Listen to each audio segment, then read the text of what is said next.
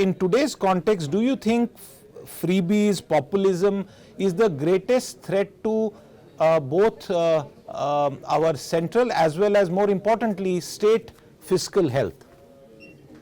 I wouldn't go so far as to say that it is the greatest threat, but I do want to say that we need to have a serious debate on how much of freebies we can afford to give. First of all, let me say that in a poor society where millions struggle for daily livelihood, it is imperative for the government to provide safety nets to the most vulnerable.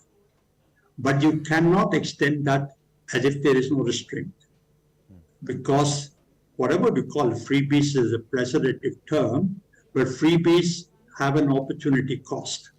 The money spent on them could be spent on education, health, or on rural infrastructure, which would provide sustainable growth over a long term.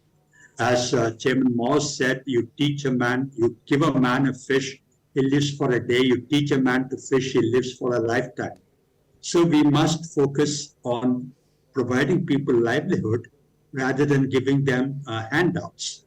So I believe there's a strong case for limiting freebies, and this is a quintessentially political issue, and the leadership has to be taken by the central government.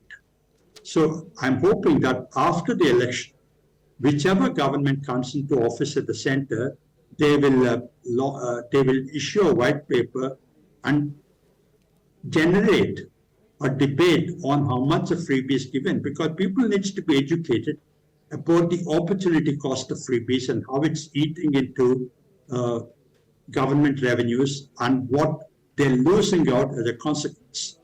So I think there's a strong case for reaching a consensus on this issue.